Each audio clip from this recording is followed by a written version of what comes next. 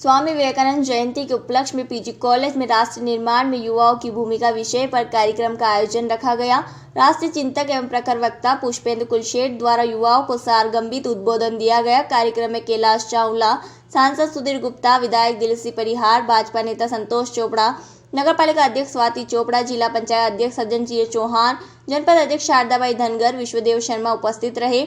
राष्ट्रीय वक्ता को सुनने के लिए बड़ी संख्या में महिला, पुरुष व युवा पहुंचे और स्वामी विवेकानंद जी के उच्च आदर्शों तथा विचारों से अवगत हुए।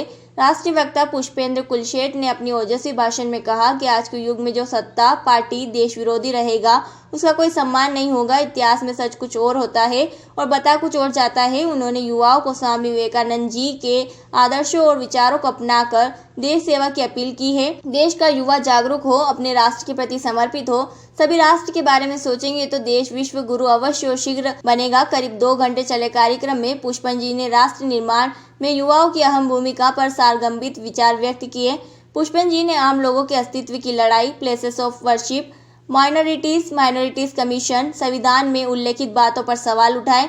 उन्होंने कहा कि संविधान में भारत देश को सेकुलर कहा गया है, तो फिर इस देश में माइनॉरिटीज कमीशन, वक्फ बोर्ड, मुस्लिम एजुकेशन बोर्ड, ये सब कैसे हो सकता है? ये सब भारत देश का कोई एक धर्म मजहब हो तब माइनॉरिटीज की जरूरत होती। कार्यक्रम पूर्व छात्र संगठन भारत विकास परिषद के तत्वाधान में किया गया। कार्यक्रम की शुरुआत स्वामी विवेकानंद जी की प्रतिमा पर माल्यार्पण कर किया गया। मंच पर पहुंचे सभी अतिथियों ने स्वामी विवेकानंद और भारत माता के चित्र पर माल्यार्पण कर दीप प्रज्वलन किया। अतिथियों का सम्मान भारत विकास परिषद और पूर्व छात्र संगठन के सदस्यों द्वारा किया गया। स्वागत भाषण विश्वदेव शर्मा ने दिया और बाद में राष्ट्रीय चिंतक एवं प्रखर वक्ता पुष्पेंद्र कुलशेठ ने ओजस्वी विचार व्यक्त किए। घंटे तक बहुत कुछ बोला है, लेकिन मेरे पूरे देश भर में, चाहे वो सुशील पंडित जी हों, चाहे वो RSN सिंह साहब हों, इन सब का एक ही उद्देश्य है कि जो आपके अस्तित्व की लड़ाई है, जो आपके वजूद की लड़ाई है, एग्जिस्टेंस की लड़ाई है, वो नेता और कुछ संगठन अपनी दुकान चलाने के लिए नहीं बताते हैं।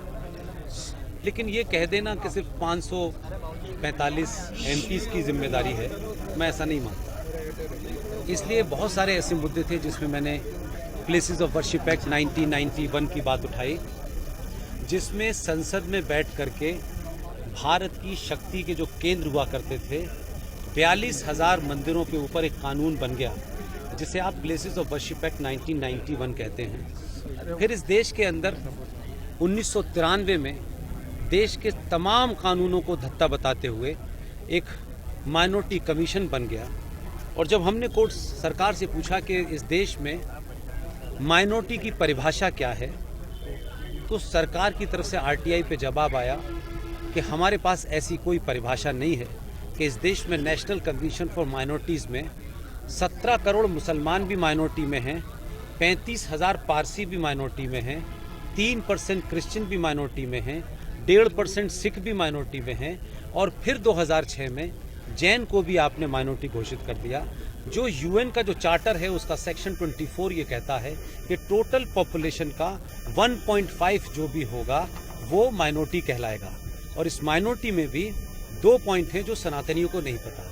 एक तो माइनॉरिटी कहा गया है रिलीजियस माइनॉरिटी, और एक कहा गया है लिंग्विस्टिक माइनॉरिटी। तो हमारे पास इसका सवाल सरकार से पूछना था कि 17 से 18 करोड़ लोग देश में माइनॉरिटी कैसे हो सकते हैं, और इस देश ने माइनॉरिटी कमीशन शब्द को मुसलमान बना दिया है। यानी जब तक मुसलमान माइनॉरिटी कमीशन का चेयरमैन नहीं होगा तो मुसलमान असुरक्षित होगा। मुसलमान मिनिस्ट्री बना दी गई इस देश के अंदर, मुसलमानों के नाम पे वक्फ बोर्ड बनाया गया, फिर सच्चर कमीशन बनाया गया जिसका 5,500 करोड़ का बजट है। मेरा सिंपल सवाल है कि जब भारत के संविधान को 1976 के अंदर लिखित में आपने कहा कि भारत आज से लिखित तौर पर धर्मनिरपेक्ष देश है, यानी सेकुलर देश है, तब फिर इस सेकुलर देश के अंदर माइनॉरिटी कमीशन, वक्फ बोर्ड, मुस्लिम एजुकेशन बोर्ड, ये प्लेसेस ऑफ वर्शिप एक्ट, ये सब कैसे हो सकता है? ये तो जब भारत राज्य का या देश का कोई एक धर्म होता, एक मजहब होता, तब माइनॉरिटी